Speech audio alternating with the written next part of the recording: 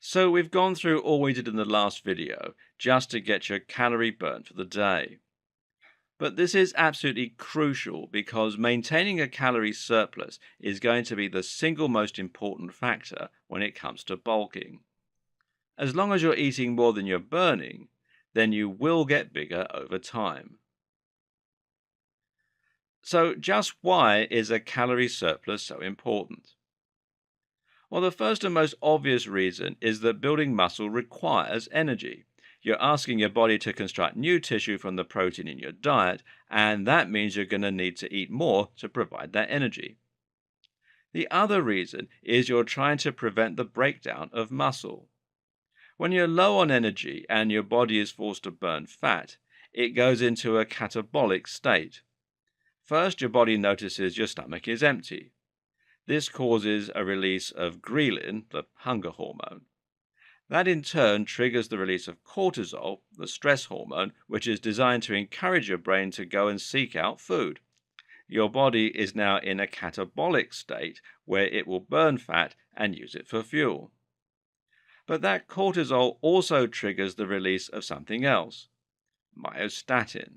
Myostatin is one of the single biggest enemies of bodybuilders because it tells the body to break down muscle.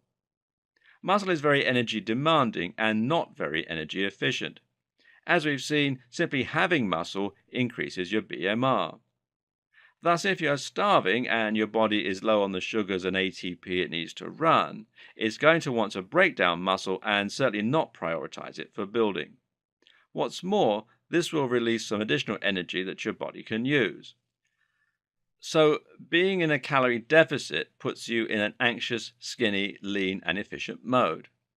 Conversely, though, when you eat large amounts of calories, it lets your muscles swell up because you're creating the right environment. Your body will store some of that energy as glycogen, right in the muscle cells, and make them look even bigger. And when you provide the correct stimulus for growth, your system will respond by building. This is also why rest is so important and why you need to train without exhausting yourself.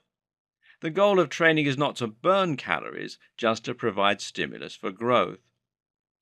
You're aiming to get pumped in the gym and then spend the rest of the time eating and resting. I call this living like a lion. So the next question is just how many calories you actually need in order to bulk.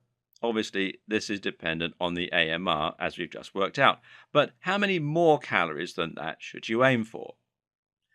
The answer again varies and is dependent on various factors, such as whether you're more interested in a lean bulk, meaning that you add muscle with very little body fat, or a dirty bulk, meaning that you add both muscle and fat. A very clean bulk is achievable with something like 150 to 200 calories a day. A slightly clean bulk is around 2 to 300, and if you want a dirty bulk, you could go up to 400 to 450. Higher than that, though, and you're starting to get into fat territory. You're going to place a bit of strain on your body and potentially cause acne and other problems, and this can also be unhealthy. So, which should you choose? Well, if you're someone who's very skinny and you're just starting out, you can go for a pretty dirty bulk with a surplus of 3 to 400 calories. Because right now, you're probably in a position where you want to be a lot stronger. You may have tried to bulk in the past and been disappointed. But at the same time, you're a noob, which means you have the potential for noob gains. In other words, you have the potential to bulk up and fast if that's what you want to do.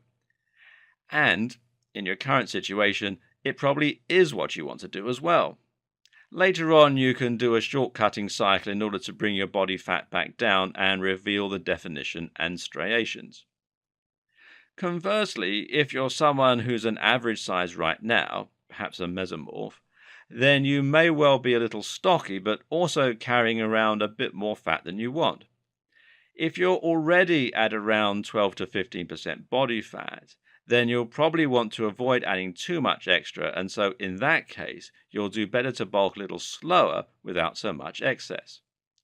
And finally, if you're someone who is at or around their genetic potential, or you're someone who is already in good shape, then a clean bulk is the safest way to go.